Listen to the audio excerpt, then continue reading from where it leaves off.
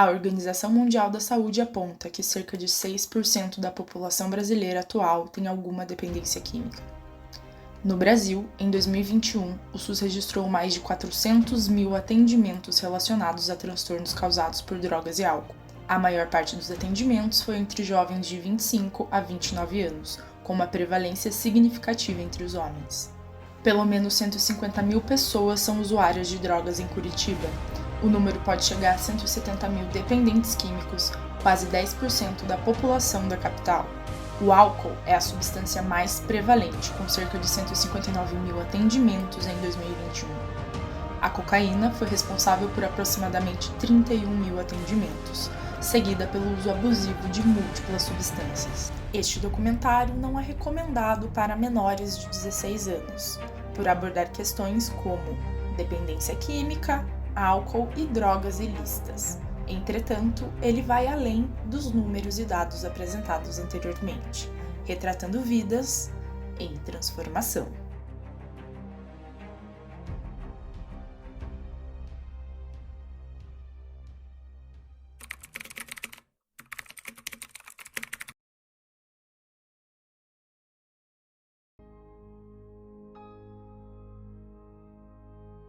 Então, a minha infância e adolescência foram muito bem aproveitadas. Minha mãe e meu pai trabalharam bastante para dar uma estrutura boa para mim, estudo. Eu recebi bolsa de 100% quando eu era pequeno. Infelizmente não deu certo porque lá eu sofri bullying. Recebi bolsa e eu acho que lá foi onde que eu tive o primeiro contato com o mundão. É difícil de acreditar, né? Um colégio assim como a estrutura do é difícil de acreditar, mas foi lá que eu tive o primeiro contato. Meu primeiro baseado, minha primeira festa, meu primeiro porre. E daí em diante foi a vida me ensinando. Não terminei o meu estudo, tentei fazer supletivo também, não consegui. Na verdade não quis. Acho que por preocupações assim externas, sabe? Não terminei. Mas tenho vontade, graças a Deus, assim, foi dada essa vontade, assim, cresceu em mim uma vontade de terminar o estudo. A mãe, desde pequena, ela me ensinou a cozinhar. Sempre ficava do lado dela, no fogão, olhando e tal. Então, a minha área foi para cozinha. Direto, assim. Não teve muitas voltas e voltas, foi direto para cozinha. Meu primeiro emprego foi no Sushi Art. Eu tinha 18 para 19 anos, eu acho. Por aí. Fui no Sushi Art, cozinha japonesa, bacana demais. E aí eu peguei gosto mesmo. Claro, não fiquei nesse ramo assim a vida inteira, né?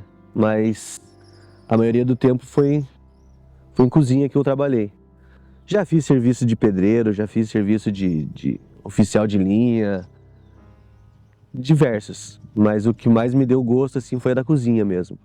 Então, a minha dependência ela começou muito cedo, como eu tinha falado. Eu assim com 13 para 14 anos eu experimentei o meu primeiro baseado, gostei.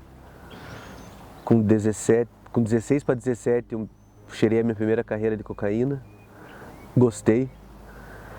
E assim foi só aumentando, tanto em quantidade como em vezes que eu usava. Quando eu tinha, estamos em 24,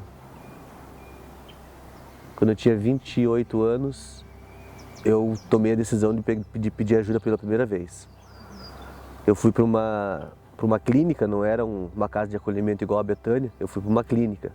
Não posso dizer o nome, né, para preservar isso aí, mas lá era como se eu estivesse na rua. E ali eu pensei, pô, eu quero me tratar, não é no lugar certo que eu tô. Daí eu não fiquei. Cheguei a ficar uma semana lá e fui embora. Aí que eu conheci Betânia, para uma amiga da minha mãe. Ela disse, ó, tem uma comunidade, pá. E daí eu decidi vir. Minha primeira vez aqui em Betânia foi em 2021. Foi bom. 2 semanas eu pedi para ir embora. Mas antes disso eu fiquei 2 anos em situação de rua. Morei na rua por 2 anos, porque eu tive uma discussão ali meio grave com meu pai. Eu já tinha feito essa experiência assim de morar sozinho antes disso, mas em situação de rua mesmo foi a primeira vez. E aquilo me ensinou bastante, cara, bastante. Em quem confiar, em quem está do meu lado e aonde eu botar o pé, aonde eu fazer as coisas assim, tipo, acontecerem. Foi um aprendizado muito bom para mim, assim, apesar de ter sido pela dor, mas foi bom. Já é minha terceira vez em Betânia. Eu fiquei em 2021, saí, fiquei 9 meses aqui em 2021. Daí saí, recaí novamente na cocaína. A primeira vez que eu vim para Betânia eu bebia, fumava, usava droga doidado. Eu era o tal do droguinha.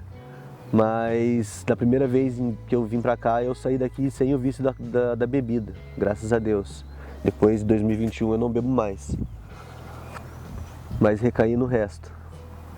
2023 eu pedi ajuda novamente, porque estava embalado. Aqui não tinha vaga aqui no Recanto de Curitiba, mas tinha vaga em Uberlândia, Minas Gerais.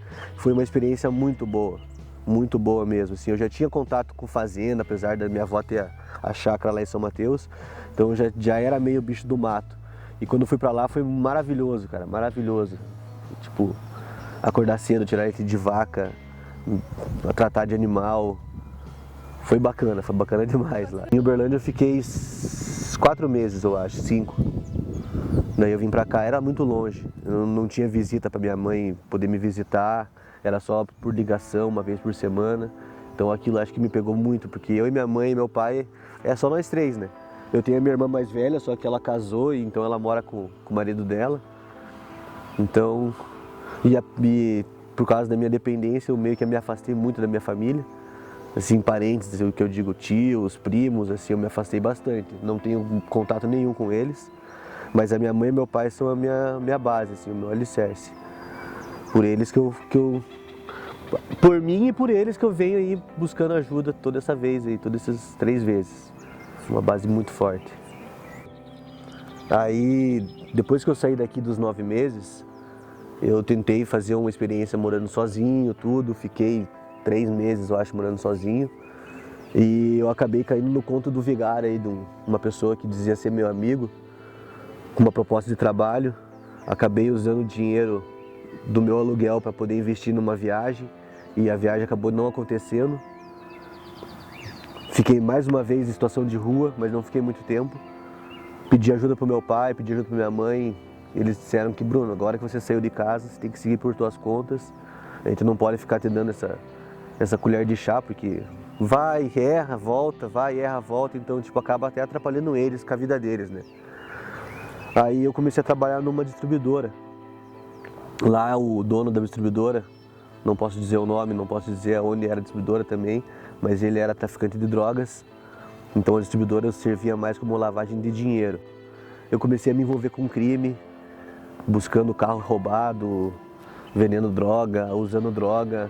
E eu morando na distribuidora, então a minha vida social, minha vida profissional e minha vida pessoal era dentro daquela distribuidora. Eu não tinha nenhum refúgio, eu ficava lá dentro.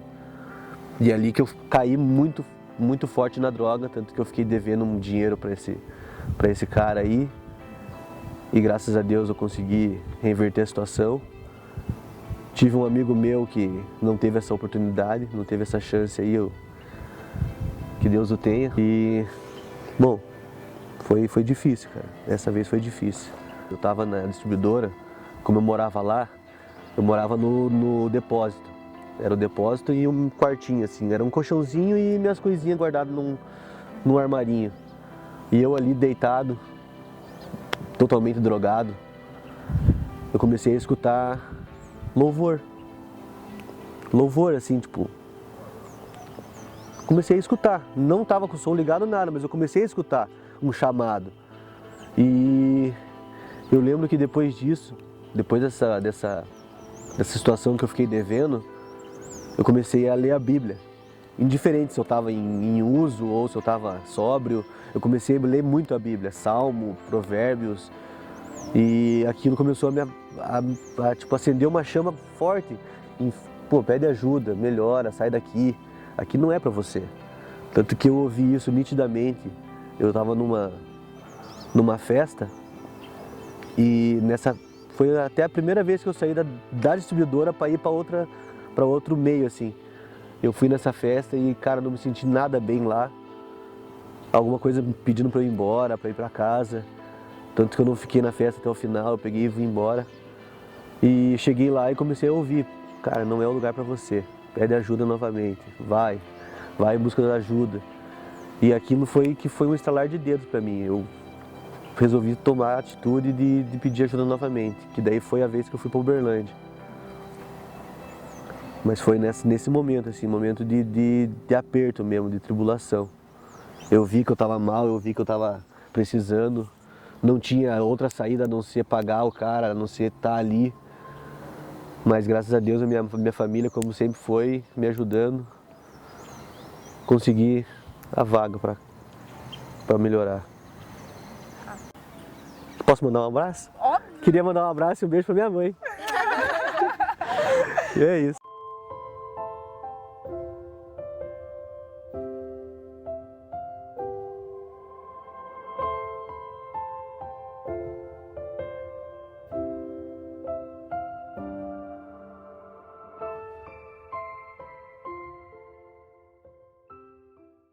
Christopher foi um cara que nasceu em Guarapuava, Paraná.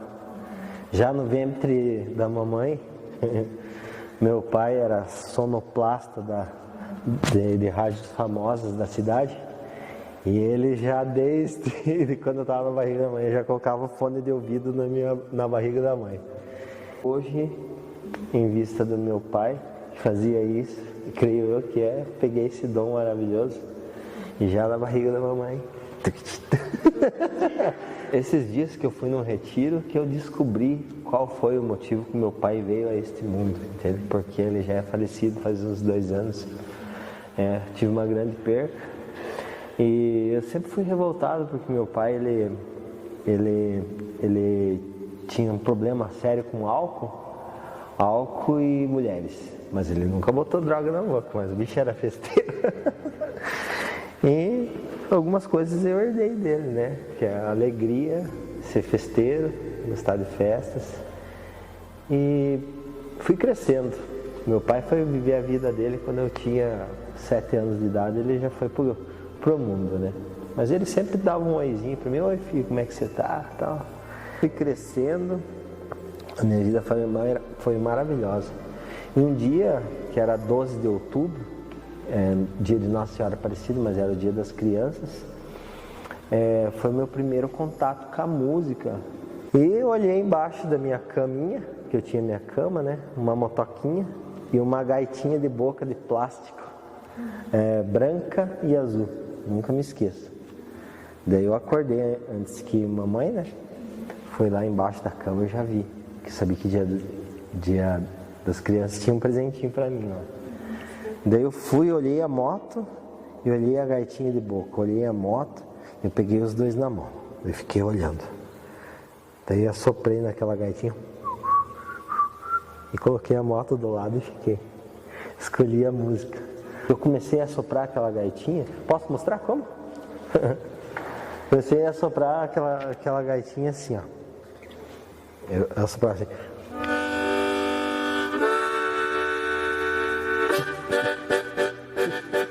Eu só fazia isso, e sapateando pela minha casa, para um lado, para o outro. E a mãe, pare, Tiago, com esse barulho. E fui descobrindo outros instrumentos musicais. Consegui aprender a tocar violão na minha infância, na Casa do Cultura, tem na minha cidade. E daí tive contato com flauta doce, nossa, muito massa.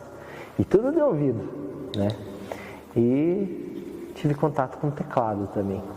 Sempre fui muito de ficar em casa, minha mãe sempre me tesourava para sair. Então, quando eu fiz 20 anos, para 21, ela não conseguiu mais me segurar, daí eu fui conhecendo, eu me tornei um explorador. E nisso foi que, quando a mãe ia tomar banho, eu ia lá, pegava, escondia 1 ou 2 litros de vinho embaixo do soalho. E fingia ficou que nem um artista que estava atendendo um cliente ali e batia as garrafas. Ah, não, o dinheiro tá aqui, então tá. E peguei, passei a mão em 2 dias e foi aí que começou, né? Eu saía me encontrar com um amigo meu, tomar para ir para as baladas. E esse meu amigo era um cara que só tomava gole, né? Daí ele veio para a cidade de Curitiba, né? E eu fiquei na minha cidade de Natal. E eu fiquei sozinho depois de um tempo. Nisso que veio o impacto e a busca por novas amizades, entende? E daí foi umas escolhas erradas que eu fiz. Então a amizade, hoje eu sei que você tem que escolher muito bem com quem você anda, entende? Porque isso pode causar um impacto violento na tua vida. Daí eu morava num bairro lá e tinha uns caras lá que curtia, né? Ficar lá de quebrada, tal. E daí para me encaixar, né, no meio da galera, eu chegava com gole, com uma carteira de cigarro, né? Ô, Christopher, cheguei! Na quebrada, meu apelido era Christopher, né? Ô, Christopher, cheguei, vou tomar esse gole, e por aí foi indo, né? Daí o primeiro contato com droga que eu tive foi com solvente. E tive contato com cola. A droga mais louca que eu experimentei na minha vida. Independente de outras drogas, assim, a cola foi um negócio que abriu a minha mente. Então, eu fui usando, infelizmente caí na casa com a minha mãe. Sempre fui uma pessoa que foi sempre doce, sempre fui amigo, nunca cheguei alterado, quebrando as coisas dentro de casa, né? E cheguei, oi mãe, tudo bom mesmo? Eu vou tomar um banho já disfarçandinho, né? E a mãe falou: filho, você tem um trocado aqui para me fazer um troco? Aqui para a moça? Que tem, mãe, pode pegar na minha carteira. Nisso, eu tinha esquecido que tinha guardado um pacote de cola dentro da carteira. E daí minha mãe achou. Ela esperou eu sair do banho. Falou: meu filho, o que você está fazendo com a tua vida? Meu filho, o que você está fazendo? Daí ela não se controlou, né? Ela veio pra cima de mim, ela me bateu, né? Isso depois de grande, já com 20 e poucos anos de idade. E eu pegava e esticava o rosto pra ela com a mão pra trás, assim, sabe? E pá, pá, pá. Ela me pegava, assim, sabe? Aquilo foi... Não doeu nada em mim, sabe? No meu rosto, no meu corpo, mas aquilo me dilacerou no coração, sabe? E veio então... Nisso daí foi passando tempo e eu não usei mais a cola. Teve uma época assim que eu chutei mesmo o pacote, cansei de ficar queimando a cara, porque eu sou uma pessoa muito, muito querida na minha cidade, sabe? Eu tenho um carisma assim de ser amigo das pessoas, assim, sabe? De estar próximo, assim, sabe? Mas eu nunca fiquei assim tão próximo delas, assim, sabe? Daí que começou a curiosidade, né? Por não ter muitos amigos, né? Começou a curiosidade de conhecer algo a mais, porque eu, como eu disse, explorador da minha própria mente.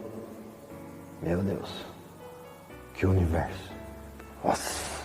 Quando eu abri a minha mente, depois que a cola foi um princípio só. Quando eu abri a minha mente para conhecer isso aí, comecei a fumar um verde, uma maconha, tudo, já não dava aquele toque e tal. Falei, nossa, minha vida não é para drogas, parei com tudo aquilo. E comecei a trabalhar. Fiquei vários anos sem usar drogas, né? Tem algumas partes que eu estou curando, em termos de pessoas que a gente perde, né? Não só pela morte, mas a gente perde porque a gente ama, e tem pessoas que não entendem o que é a dependência química, né? É um absurdo, às vezes, para uma outra pessoa. E a caminhada Foi tão difícil sem bons amigos, né? E eu preferia andar sozinho. E isso me despertou a curiosidade. Daí fui indo. Experimentei pela primeira vez a droga mais terrível do mundo, que eu acho que é o crack. Experimentei pela primeira vez, não achei nada. E da segunda vez, eu pensei, nossa, tá tão sem graça a minha vida, tô tão no topo assim, vamos dar uma apimentada. Vou ver como que usa bem certo essa droga. Daí eu fui, andei, procurei e comecei a usar ela com um cara que já sabia. Então foi aí que essa marca ficou rasgada na minha mente e estou arrancando raízes do meu coração. Hoje é difícil falar disso, difícil. Eu sinto vergonha, certo? Porque a sociedade, ela julga muito, ela julga. E eu quando estava no uso, assim, sabe, eu não tinha vergonha, assim, sabe? Porque eu sempre fui o que eu fui, sempre sou o que eu sou. Mas quando eu estava sob o efeito da droga, eu não ficava que nem vários que saem fazer aventura, adrenalina. Eu fixava meu olho na parede e começava a projetar imagens, assim, sabe? Uma parede em branco, eu curtia tirar essa pira. Por exemplo, se eu estava num lugar, assim, sabe, com alguns desenhos, eu gostava de fazer eles diferentes na minha cabeça e fechar o olho e começar a usar a mente, né? Projetar imagens. Eu mesmo me apelidei de projetista mental. E daí, nisso aí, que eu fui explorando a minha mente, indo, que chegou a um certo ponto que a minha curiosidade fez com que eu me assustasse muito. Porque Deus desceu o cajado em mim. Foi demonstrando. Agora você vai passar por isso e por isso. Tirei uma pira uma vez que tinha que caminhar e eu não podia voltar para trás. Meninos. E Deus falava comigo, sabe? E também o encardido ficava falando, mascarando coisas. Então a minha mente foi ficando confusa. E eu já não tinha aquele domínio total. Então, os saltos que eu dava, no prazer, nos picos da droga, assim, sabe? Foi começando a me deixar na bad, que até às vezes quando eu tentava projetar uma coisa legal na minha mente, sim, eu olhava, vinha só uma corda enrolada, assim, com aquele laço, pronto para mim me enforcar, assim, sabe? Mas como eu sempre fui um cara que lembrou da minha infância e do amor que minha mãe sente por mim e da alegria do meu pai. Meu pai veio para espalhar a alegria. Eu não tive coragem de acabar com a minha vida. E nisso que foi que procurei a comunidade Betânia a primeira vez sem saber o que era Betânia. O mesmo cara que me ensinou a usar droga, o apelido dele, para você ter uma ideia, para minha surpresa, era Betânia. E eu não sabia por que era Betânia. E era Betânia porque ele desde pequeno, antigamente, Padre Léo acolhia crianças no recanto. Ele começou com 12 anos a ser filho de Betânia. Ele foi filho de Betânia com 12 anos, na época ainda. Eu não sei em que ano era, mas faz muito tempo. E daí ele saiu, se restaurou e caiu de novo. E ele estava recaído, esse cara que me ensinou a usar droga, né? Daí um dia eu fui na casa dele, né? Uns trocados, né? Chamei, Betânia! O apelido dele era Betts, né? Ô Betts, chega aí, mano, velho. Ele abriu a janela. Christopher, me ligaram. Nossa, me ligaram lá da comunidade. Eu falei, que comunidade o que, rapaz? Eu tenho 50 aqui, vamos sair dar um rolê? Não, tô indo na vida plena, E essa falta, assim, de amigos, assim, eu falei assim, viu, Vida Plena? Daqui a pouco nós vamos lá, eu desço com você até lá. Isso a comunidade Betânia tem na minha cidade também, né? Então, beleza. Quanto que você tem? Ele é meio queixudinho, assim, até eu consigo imitar ele. Ô Cristóvão, você tem 50? E, cara, eu tenho 50. Então vamos fazer o seguinte, cara. Ó, eu vou fazer uma mochilinha pra mim aqui. E daí nós, ó, isso, né? A gente pegou um bang lá e foi descendo. Já era tardezinha, né? E foi anoitecendo e nós dando pela taça. Meu Deus do céu. Naquela serra, uma serra bem escura e perigosa, né? Até porque as chácaras da comunidade é bem retirada e nós fomos de a pé, né?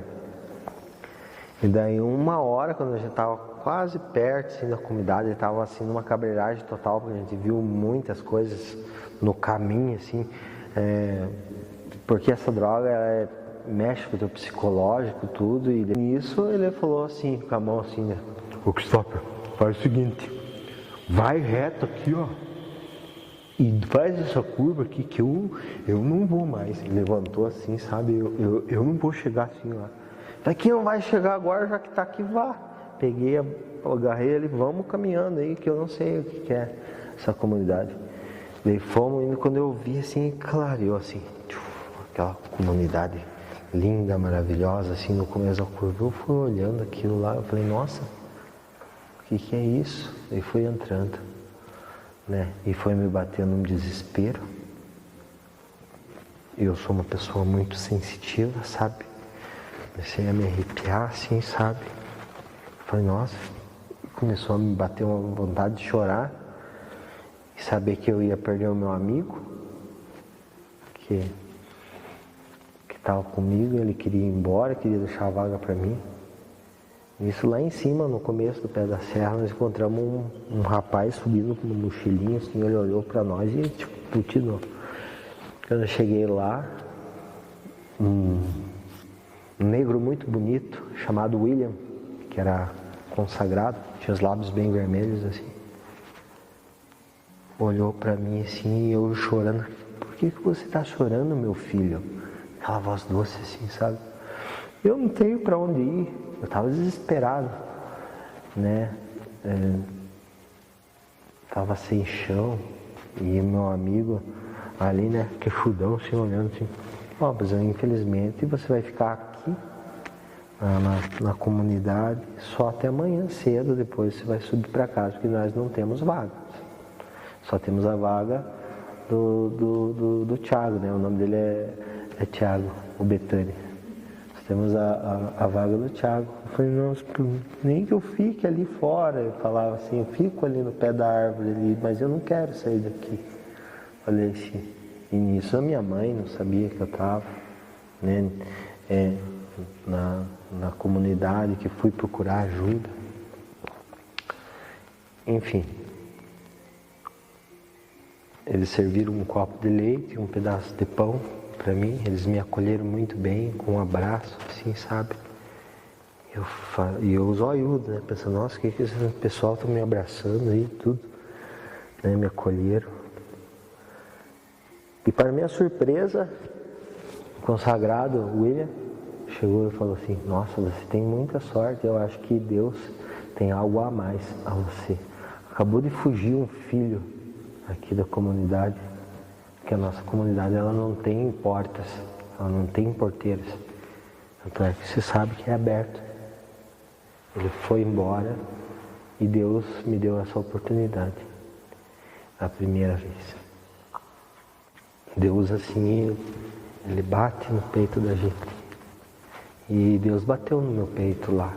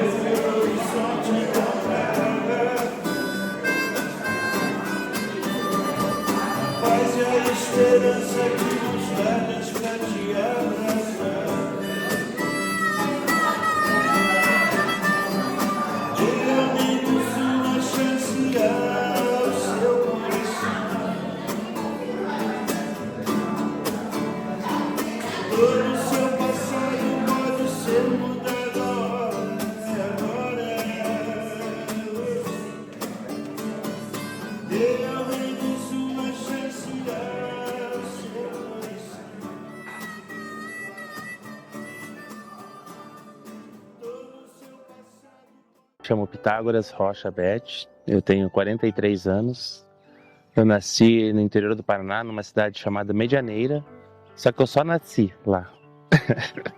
4, 5 anos de idade, nós já fomos no Mato Grosso, a família já foi meio nômade, já morou no Mato Grosso, já morou lá em cima, no Amapá, já morou agora no Paraná de volta, daí já morava lá em Belém, no Pará. Meu pai era ourives, então ele trabalhava com compra e venda de ouro.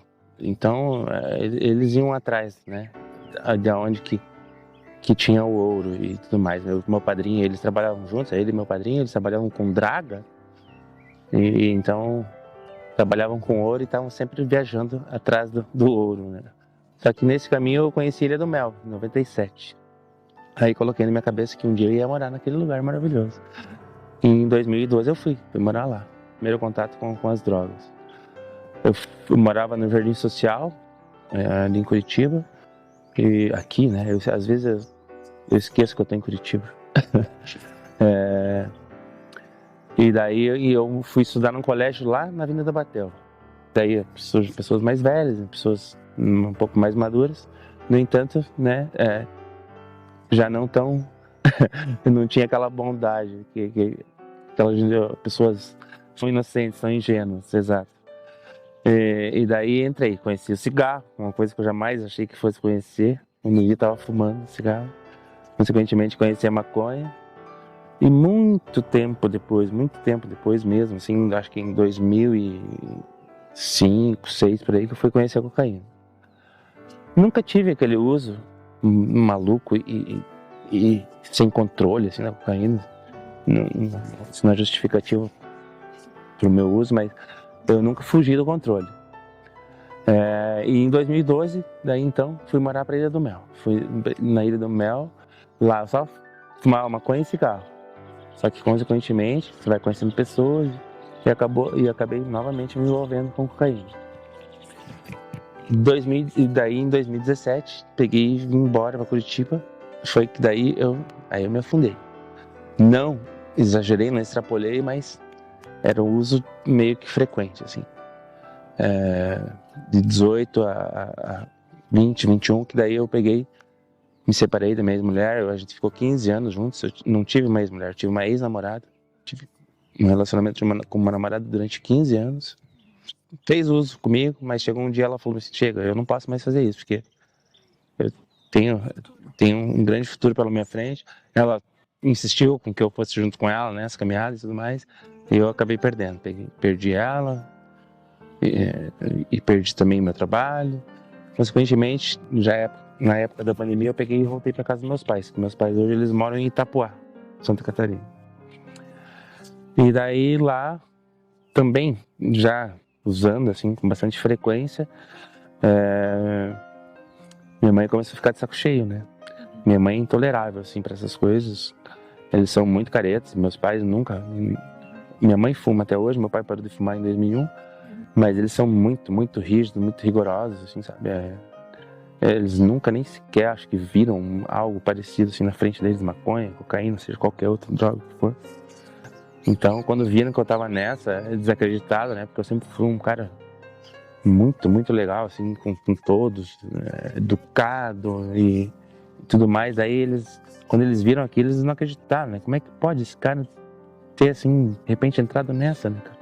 Que não era do perfil dele, mas esse negócio não escolhe pessoas, né? Então, quando eu vi, eu tava nessa. E daí foi a minha mãe que pediu, que começou a entrar em contato com a dona Lúcia, e daí ela veio falar comigo.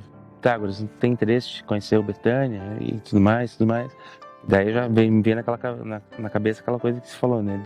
essas clínicas que são mais, assim, que dopam as pessoas e tudo mais.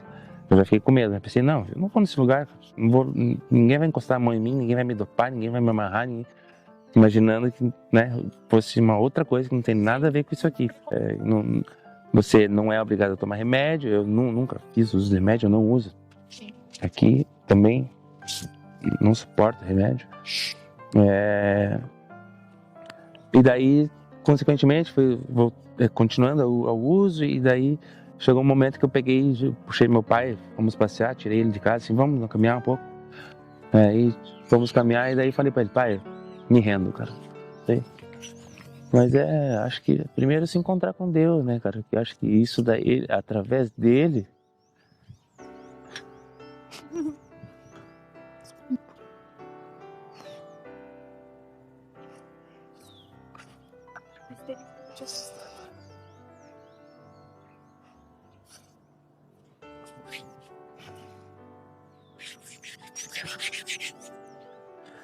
Ele que vai abrir as portas, né? Desculpa. Não tem problema. É tão emocionante pra gente também quanto pra você tá aqui. Então, a gente tá juntos nesse momento de felicidade.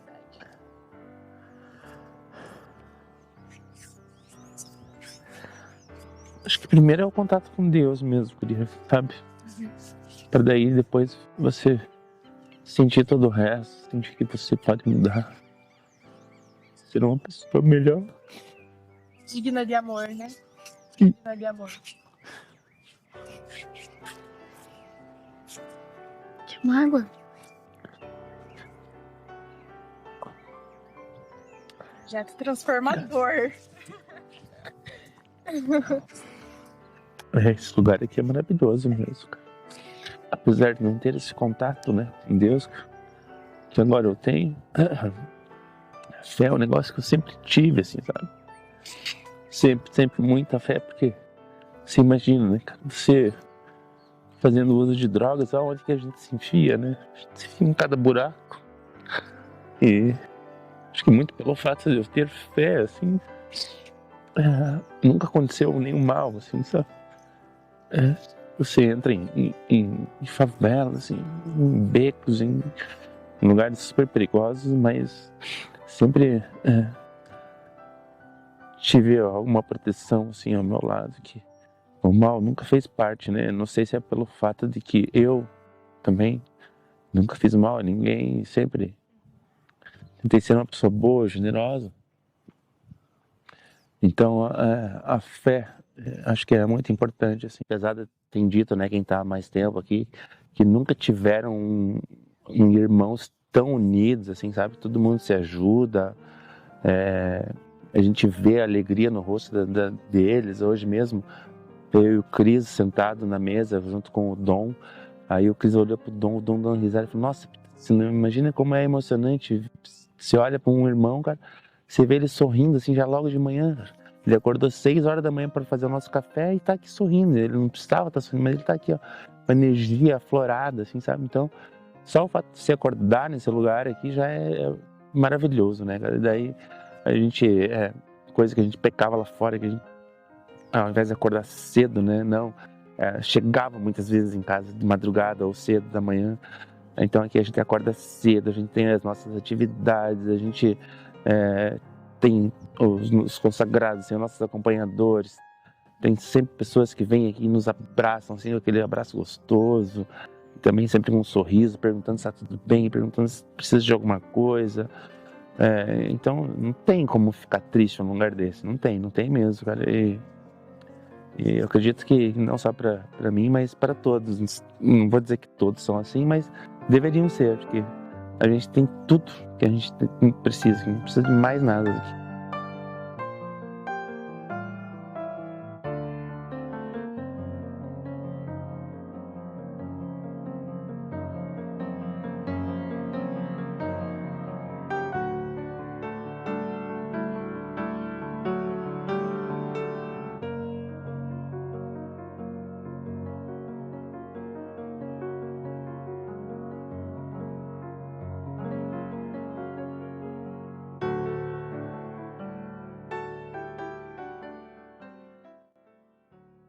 Bom, meu nome é Edi Alisson Pereira, eu tenho 26 anos, hoje sou vendedor técnico, sou pai, tenho um filho de 3 anos, é o Ethan Gabriel. Ele que dá sentido na minha vida, me fez aceitar o desafio dessa nova etapa da minha vida, de romper com laços do meu passado, de romper com uma trajetória de vida, como eu posso dizer, que eu me perdi assim, para uma nova vida onde eu me encontrei, onde voltei a sonhar.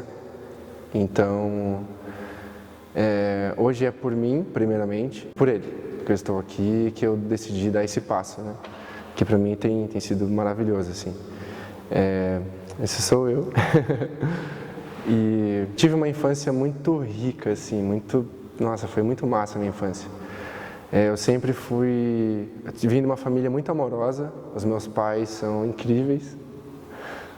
Eu venho de uma família de comerciantes.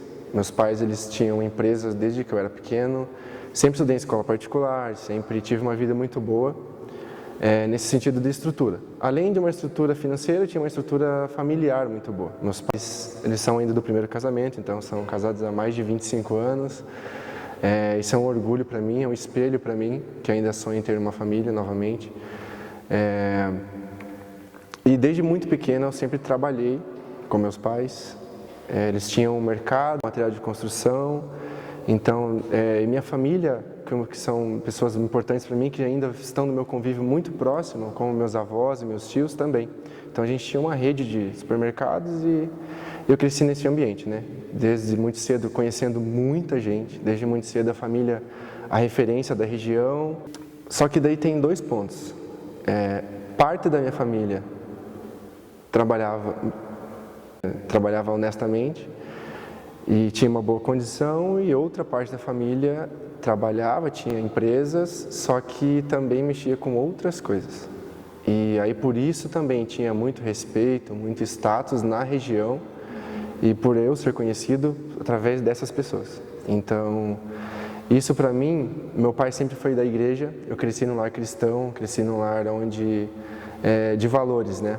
Mas por ter muito cedo sido exposto ao mundo de drogas, ao mundo de muito, assim, como eu posso dizer, luxúria mesmo, né?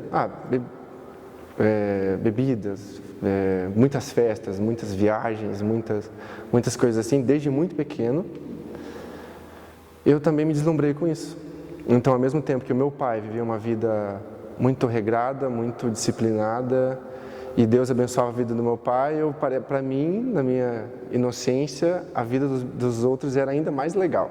Porque daí tinha festa, aí tinha bebida, aí tinha música que eu queria ouvir. Meus 13 anos, meus pais estavam com dificuldades no casamento e tudo mais. E nessa época, então, por um ato de rebeldia, por um ato de querer, sabe, experimentar mesmo, porque meu pai me ensinava que isso era errado. E eu sempre via pessoas fazendo isso nesse meio que eu falei que eu convivia, né? Então, eu quis experimentar. Então, com 13 anos eu conheci, posso falar? Conheci a cocaína com 13 anos. Muito cedo, muito novo, sabe? Mas já experiente, entre aspas, naquilo que não era, que me levava a essa vida, né? Então, tive muito com 2 vidas, assim, tipo, pé na igreja, pé lá fora. E depois dos meus 13 anos, ali com 15 anos já, eu comecei a ir muito para festa. Eu mentia para meus pais, assim, que eu ia para um lugar e ia para outro. Tive uma adolescência meio rebelde, mas ao mesmo tempo muito escondida. Eu sempre consegui esconder muito o que eu queria fazer. E a minha vida sempre foi assim, como na minha família sabia o que a gente fazia, quem a gente queria que soubesse, eu aprendi a ser assim. Então, quem me conhecia da igreja era o Ed da igreja, quem me conhecia lá fora era o Ed lá de fora, e quem conhecia minha família, pô, esse cara aí, né, por essa parte errada da família, não mexe com ele, não sei o quê. Então tinha isso, tudo isso eu usava a meu favor, digamos assim. Então eu sabia chegar, sair em qualquer lugar, e gostava de estar nesse meio. Estava no ensino médio, já tinha uma certa predisposição a tráfico, daí, esse tipo de coisa. Estava começando a me envolver com isso, Mas por estar dentro dessa vida, pé na igreja, pé fora, não durou muito tempo. Mas graças a Deus foi algo que, assim, não perpetuou.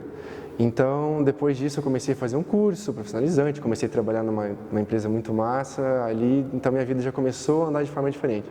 Aos meus 18, eu comecei minha faculdade, já tinha minha carteira, comecei a aprender a dirigir muito cedo, então coisas assim como liberdade financeira e minha liberdade também, por ter responsabilidade com as coisas, os meus pais confiavam muito em mim.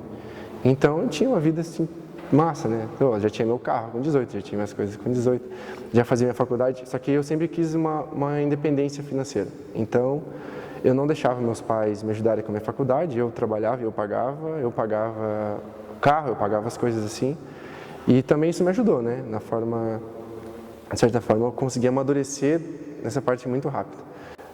Mas o meu problema foi as influências e eu não, assim, eu me culpava demais por ter conhecido droga tão cedo. Né, lá no fundo, assim, isso era uma coisa que me machucava muito. Então, quando eu tinha decepções grandes, ou que eu me via frente a desafios em que eu me achava incapaz, era um refúgio. E ali foi aonde me pegou. Na minha instabilidade emocional, nas minhas prisões emocionais que eu trazia de infância, em relação à sexualidade, em relação à afetividade, eu tive problemas com isso, não vou abrir, mas era algo que me machucava. Eu acabava me apegando a isso. Então, por muito tempo eu guardei segredos sobre o uso da droga, depois dos meus 18 começou a ficar um pouco mais, como eu posso dizer, começamos com o final de semana, né? Festa, tal, de vez em quando vai de boa. A cocaína sempre me acompanhou, porque era algo que, ao invés de me tirar de mim como outras drogas, sempre tive medo de alucinógenos, sempre. Nunca quis usar, não vou dizer que eu não usei, mas assim, foi pouquíssimas vezes e não curti. A cocaína me ajudava nesse aspecto, porque se eu estava vendo que eu estava passando eu estava ficando um pouco alterado, ela corta efeitos. Então, isso me prejudicou, porque ao mesmo tempo desses efeitos da droga, como eu disse, nas questões emocionais também. Aí, poxa, tô triste demais, cara. Eu ficava com medo de lidar com isso. Eu não sabia lidar com esses sentimentos, essas emoções, e eu fazia o uso para me ajudar. Na faculdade, época de TCC, essas coisas, sempre me acompanhava o uso em secreto, e como eu tinha essas influências familiares, eu tinha minhas faculdades, como meu acompanhador me disse, para tudo. As minhas faculdades o quê? Eu tinha, como digamos assim, estratégias de como eu ia pegar, com quem eu ia pegar, como eu ia fazer, e quem ia saber, quem não ia saber, como eu ia fazer. Então, para tudo na minha vida. Eu mantinha a minha personalidade em secreto, assim, esse lado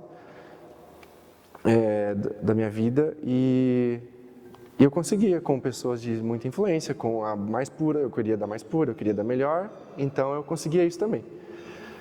E eu usava isso como até às vezes status, assim, porque onde chegava, quem conhecia, que queria, eu falava assim, cara, tem uma que você ainda não viu. E era sempre assim, uau, cara, daí nesse meio eu ficava conhecido, esse cara tem ainda melhor. Aí eu começava a usar disso também para conhecer mais pessoas, se envolver mais e estar ainda mais perto disso, né? Então, naquela de que, poxa, estou sendo bem recebido, estou sendo bem acolhido, então isso também me ajudava, entre aspas, né? Porque eu era o queridão de todo mundo. Falso amor, exato. Então, nessa escassez daquilo que eu sentia, eu buscava, me preencher com isso. Então, sempre fui muito bem quisto no meu trabalho, sempre me destacava muito rápido, onde eu cheguei. Então, com 19 anos ali, eu já tinha, na empresa que eu entrei como aprendiz, eu estava cuidando dos aprendizes, tinha subido de cargo, tinha sido efetivado, já fui para outro setor, que daí fui para o setor comercial, né, onde eu comecei a trabalhar com vendas. Na faculdade, que era de gestão de produção industrial, na faculdade da indústria. Então, assim, para mim, eu me acostumei com isso. Mesmo eu tendo esse lado errado, que eu via um preconceito, e eu ainda tinha preconceito com as pessoas, tá? Você é drogado, sai fora, né? Porque as pessoas se entregavam muito a isso. Eu não me entregava tanto ainda à droga, e porque eu conseguia me manter nessa. Tipo, no meu trabalho ninguém sabe, vou muito bem, na minha faculdade ia muito bem, na minha vida familiar, o Ed é referência para os outros primos, isso e aquilo, que iam para outras vidas, e eu ainda estava na igreja. Então, veja, o tamanho do mundo de ilusões que eu criei para mim. Depois com meus 21 anos, eu casei, eu comecei a namorar com a Andressa, ela foi a pessoa que eu escolhi e a gente, assim, sem planejar, ela ficou grávida. Ali foi um choque, porque nesse tempo que ela ficou grávida, estava na época de pandemia, eu estava indo para o trabalho de ônibus nessa época e na minha faculdade ainda, indo de ônibus, ela tinha acabado de começar a estudar. Como estava num período muito difícil, nessa minha escassez, eu dei prioridade para os sonhos dela. Tranquei minha faculdade, faltando meses ali para acabar. Esse é um ponto. Dentro desse ano de 2021, minha esposa ficou grávida, eu casei e tive meu primeiro negócio. Terminei o ano de 2021 em depressão, com crise de transtorno de ansiedade, querendo tirar minha própria vida, porque ao mesmo tempo eu tive que aprender a amadurecer muito rápido. Uma vida tranquila, podia curtir, tinha a minha liberdade de jovem, né? Pô, legal. Aí tive que assumir responsabilidades. Só que como foi algo não planejado, então meio que veio tudo ao mesmo tempo. Esse choque, né? Então fui pai, marido e empresário ao mesmo tempo.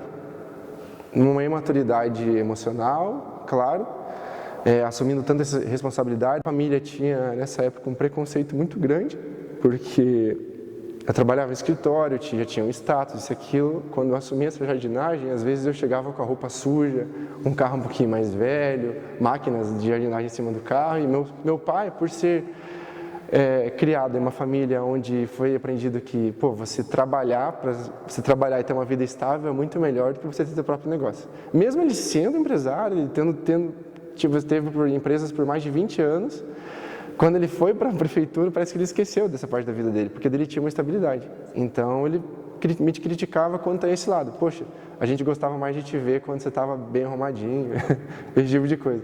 Foi algo que me machucou muito. Eles não tinham culpa disso, foi como eles aprenderam. Não era por maldade que eles faziam, só que naquele momento eu não entendia. Isso me revoltou. Meu filho nasceu, isso em junho de 2021, então eu casei no começo do ano, junho de 2021. Meu filho nasceu, eu tinha passado num projeto da Ambev, que eu ia coordenar ali a juventude tipo, a nível nacional para projeto social. Foi algo tipo, uau, vem com a gente. E eu não fui. E ali, dali para frente, foi vindo algo assim, tipo, minha esposa teve depressão pós-parto, ela me rejeitava dentro de casa, não era culpa dela, foi algo que acontece com a mulher. Eu lembro que no dia que o meu filho nasceu, eu participei do parto dele e uma médica me chamou no canto e falou assim, ei, você vai precisar amar de verdade ela agora você vai aprender o que é amor, porque a Andressa que você conhece não vai ser mais a Andressa. Ela perdeu a placenta, na placenta estão todos os hormônios da mulher. Então ela vai precisar de você, mais do que nunca. E aquilo ficou marcado para mim. Ela saiu, para a Andressa foi um choque. E ela entrou nesse processo.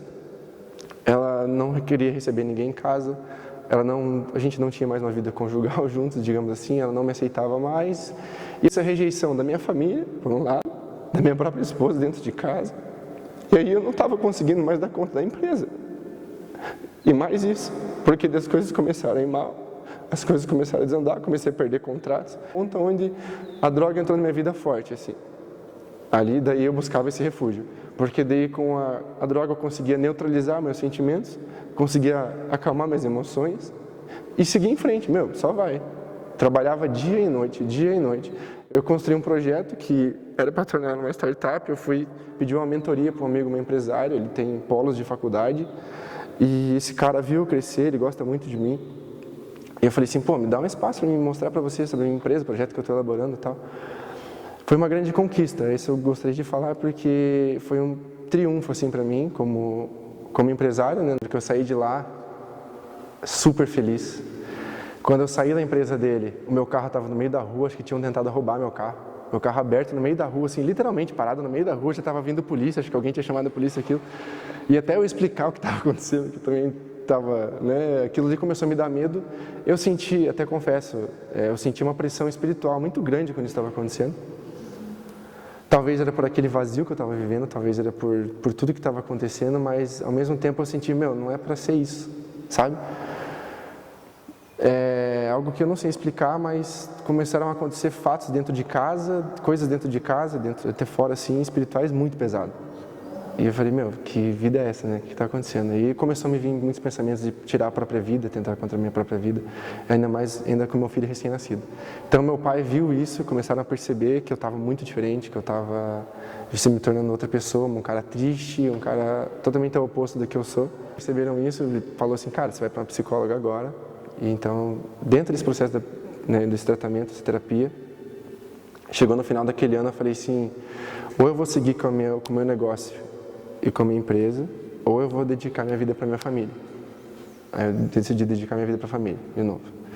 Então, ao mesmo tempo que é bonito isso, lá dentro, no meu coração, eu estava assim, poxa, de novo, estou deixando as minhas coisas para viver o sonho dos outros. Lá estava eu de novo, terminando aquele ano, começando 2022 com nada. Mas, graças a Deus, eu consegui um trabalho numa empresa boa, oportunidade de crescer na vida e com um propósito de mudança, né? Nesse propósito de mudança, fui um bom tempo longe da droga de novo. E ali, conquistando coisas, conquistei meu carro de novo muito rápido, um carro legal que eu queria e tal. O público também me recebia muito bem. Eu comecei a ter almoços em restaurantes muito chiques, isso aqui. Então, cara, eu comecei a gostar muito disso. Só que no meio desse processo, meu casamento foi indo... Eu focava demais no trabalho. E em casa eu deixava um pouco a desejar na questão da minha esposa. Então essa mesma dedicação que eu tinha para tudo, deixei de ter dentro de casa, comecei a dar só o trabalho e isso de novo. Eu perdi de mim. O que aconteceu? Meu casamento começou a ir para as ruínas, tive um processo de separação naquele ano. E qual que foi meu refúgio de novo? A droga. Então, ali de novo, me peguei entrando em depressão no final de 2022 daí. Então parece que foi um ciclo. Todo final de ano eu estava nessa. 2024 esse ano, 2023 ano passado. De 2022 para 2023 consegui reatar meu casamento e minha vida deu mais um salto. Continuei nessa empresa. Chegou em outubro de 2023, novamente. O casamento acabou, hoje já faz um ano que a gente já está separado, por feridas que foram geradas lá atrás, a nossa imaturidade, né? Aquilo que a gente viveu antes. Chegamos ali muito machucados. Esses problemas foram cansando e isso chegou num ponto onde tipo, não quero mais e pronto, acabou. Para mim isso refletiu como algo que, poxa, tudo que eu construí, tudo que eu conquistei até agora, se basta numa palavra de para mim acabou. É muito injustiçado por ter lutado tanto por algo, porque eu também lutei pelo meu casamento, lutado tanto por algo, lutado contra eu mesmo, contra minhas convicções e ter deixado tanta coisa também para estar junto com uma pessoa e depois isso se basear dentro de algo assim, de um término. Nesse momento onde estava acabando meu casamento, eu estava recebendo uma proposta ainda maior numa outra empresa, num outro negócio. Um dia eu recebi essa proposta, fiz a entrevista e passei. Então, na minha cabeça foi o quê? Cara, tá acabando ali, eu não vou dar atenção, vou ganhar mais dinheiro e vou viver minha vida. E fui para essa empresa. E no meu terceiro mês eu estava fazendo 1/4 do faturamento da empresa. Isso daí o gerente entendeu como algo de risco para ele. Eu vi dessa forma, porque ele chegou e falou para mim, olha, nós não vamos conseguir te bancar, você precisa de um comercial mais dinâmico, e me mandou embora. O casamento, que era o projeto da minha vida, aquilo que eu estava mantendo, eu falei assim, poxa, e agora? O que vai ser? Tive que parar, mais uma vez, por decisão de outra pessoa, por algo que eu achava, ainda assim, aquilo reforçou aquela injustiça no meu coração. Eu falei, que merda, cara, eu me dedico tanto para as coisas, eu só tomo na cabeça.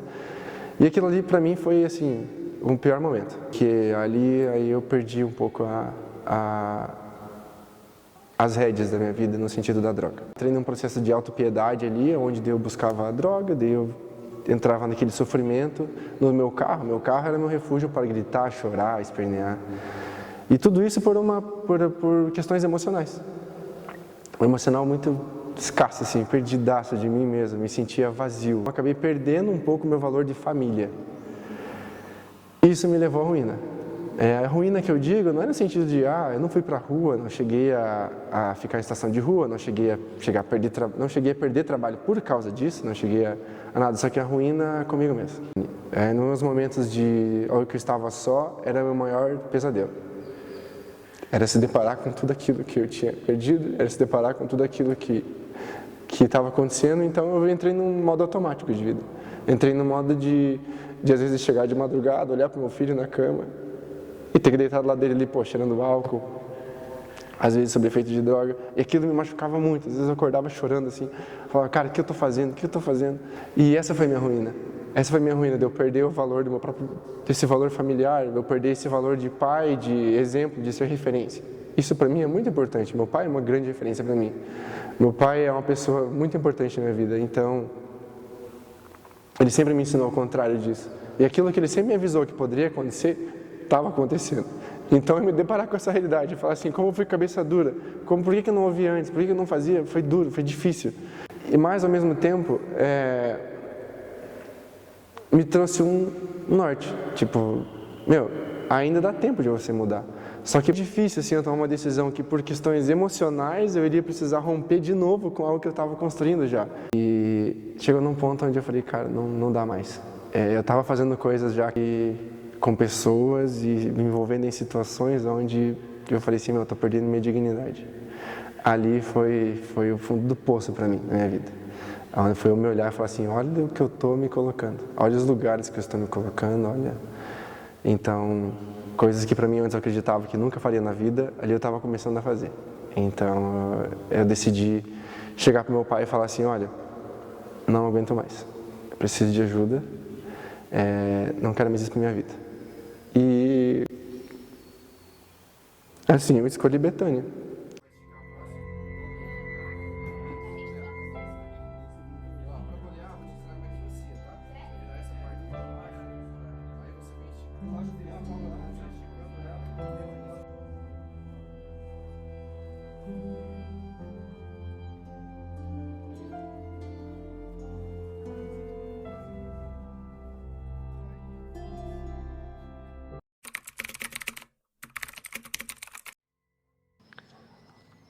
Assim, eu tinha um tio meu, ele é falecido agora, ele foi como um pai para mim. E o irmão dele é dependente químico, ele mora em Curitiba, debaixo de uma ponte. E assim, eu tinha ele como um exemplo, sabe? E o meu tio sempre falava, Bruno, toma jeito, toma atento. Não vai ficar igual o meu irmão aí que tá debaixo da ponte, morando, só dando trabalho pra família. Tu é um menino bom, tu é um menino inteligente, tu é um menino esperto. Melhora. Ele que me indicou na primeira clínica que eu fiquei, foi ele que arrumou a vaga pra mim. Não deu certo, infelizmente, mas é válida a intenção dele, né? Ele morreu faz, se eu não me engano, 3 anos, 4 anos. Morreu por Covid. E depois disso que eu me despertei mais ainda. Falei, cara, eu vou atrás de melhora. É possível, porque eu via tanta gente sair daqui bem e voltar para os encontros na comunidade. Então, se é busca a melhora, eu sempre pensava, pô, Betânia. Betânia eu acho que é um lugar onde que eu vou conseguir me restaurar bem. Eu acho que minha mãe e meu pai foram os que engatilharam tudo isso, cara. Tudo isso mesmo. De querer buscar ajuda, porque eles já não são mais novos, eles são idosos. A minha mãe, apesar dela não aceitar, ela tá com início de Alzheimer. Isso é genético, minha avó tinha Alzheimer. Meu pai também, ele já tá velhinho, não tá muito bem das pernas, da vista. Então, para eu poder cuidar de alguém, isso eu pensava com o meu relacionamento, tipo, com a minha ex-namorada. Para eu poder cuidar de alguém, eu tenho que estar bem comigo mesmo. E eu levei isso, reverti isso para minha família. Para eu poder cuidar da minha mãe e do meu pai, eu tenho que estar bem comigo mesmo. Senão eu não vou conseguir. Eles que vão ter que ficar cuidando de mim até sabe Deus quando, né? E Deus o livre não seja tempo suficiente, né? Porque ficar murmurando, ficar relembrando das coisas ruins, não vai adiantar de nada. E uma coisa que falam no momento do acolhimento é que a gente tem que deixar o passado para trás. A vida lá de fora já não existe mais. Tem que viver o agora, tem que viver o Betânia.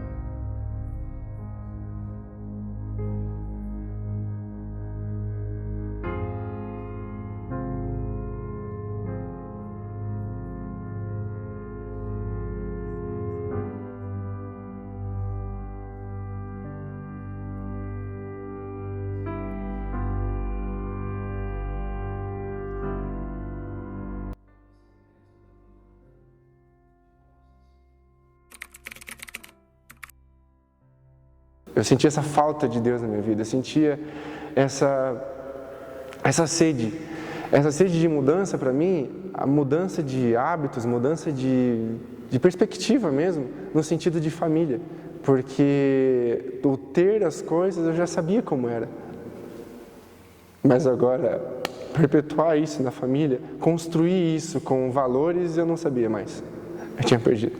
Então, nessa vida vazia, eu me cansei e decidi vir para Betânia.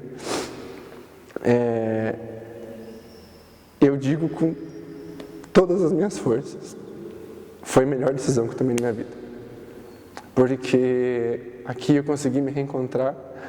O meu propósito foi vir com 3 meses, é um propósito diferente da casa, só que essa mesma sede que me deu no coração, que Deus colocou no meu coração, eu sinto que realmente é algo super válido, porque dentro desses 3 meses eu tive acompanhamento, além de eu me sentir bem comigo mesmo, para mim também é válido aquele feedback, né, das pessoas, de que realmente veem que eu consegui viver o que às vezes as pessoas não conseguem viver em 11. Na minha entrega, na minha disposição, na minha espiritualidade. Então, assim, transformei minha vida. Tem sido um momento onde hoje eu olho para mim de novo com respeito, hoje eu olho para mim de novo que eu posso tomar decisões dignas. Eu tenho esse olhar de que eu posso ser um exemplo para o meu filho e que eu posso ser um homem melhor, um futuro marido melhor e reconquistar isso. Hoje com pés no chão, pés firmes. Tem que tomar cuidado como olhar para você mesmo, assim, de entender o que realmente você quer e para mim foi esse meu erro. Eu vivia para os outros, eu vivia uma vida de sonho das outras pessoas. Então, quanto é difícil olhar hoje e falar assim, eu tenho 26 anos. O que eu construí foi em volta de sonho de outras pessoas. Então, eu perdi parte da minha vida pensando nisso. Vivendo para as outras pessoas, assim, esse sentimento machuca muito.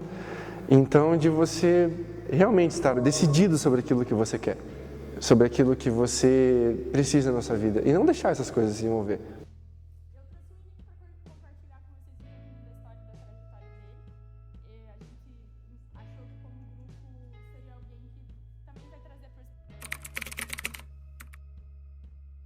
Não consigo dizer que essa mudança com relação ao uso de drogas ela vai ser possível ainda, porque é muito cedo para mim, né? Mas o que está sendo possível e vai ser daqui para frente, o resto da minha vida, vai ser o encontro com Deus que eu tive, assim, sabe? Isso, porque eu era muito falho com isso, não tinha esse contato. Bíblia, então, nunca sequer nem tinha lido a Bíblia, era terrível, assim, passava assim, dava aquela olhada, fazendo, eu estava falando para a Gabriela que tem dificuldade em ler, assim, começa a ler, começa a fechar o olho, vontade de dormir, então, esse contato com Deus, Guria, que está sendo válido aqui para mim a princípio, assim, sabe? Aí o resto vai ser tudo consequência. Vai, com certeza. Por enquanto eu tenho feito valer apenas tudo isso que está acontecendo agora.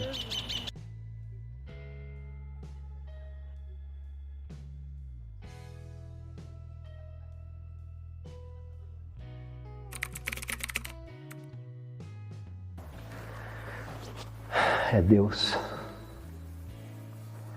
Porque eu não sei o que está acontecendo comigo. Eu acho que é por eu estar ficando mais maduro. Eu demorei um pouco para amadurecer. Entende? Eu estou ouvindo mais Deus. Eu estou entrando em sintonia com Deus. Eu estou escutando os cantos dos pássaros e estou entrando numa conexão diferenciada. Então Deus está me mostrando que eu não preciso alterar a minha mente para poder conversar com Ele. Eu posso conversar com Ele do meu jeito, entende? Eu posso ter Ele quando eu quero. É só eu me concentrar, fechar os meus olhos e escutar as criaturas. Então, essas pequenas coisas assim que a gente perde os valores, sabe? De não olhar uma pequena flor, de não olhar um irmão triste, um olhar assim, sabe? O movimento das árvores, assim, sabe? Quando você perde isso, você perde a sintonia com Deus. Então, o que está acontecendo? Eu estou amadurecendo e sei que quanto mais eu despertar essa curiosidade, esse tipo de curiosidade, Deus vai me dar mais, entende? Porque eu estou sedento de conhecimento, conhecimento celestial.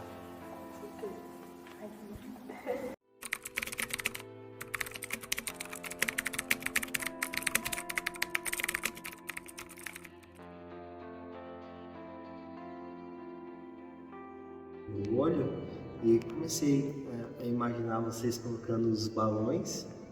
Eu senti a alegria de vocês fazendo aquilo.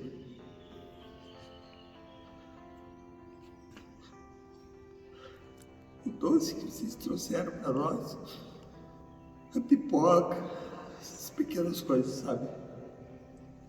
Para nós que estamos aqui no universo maravilhoso do Padre Léo, essas pequenas coisas que fazem as pessoas de fora que vêm fazendo assim, são passos largos que a gente dá aqui dentro. Então eu fui mentalizando cada coisa que vocês fizeram para nós. A dedicação, sabe? A correria que vocês devem ter feito, né, para que as coisas acontecessem. É a minha forma de dizer muito obrigado em forma de melodia.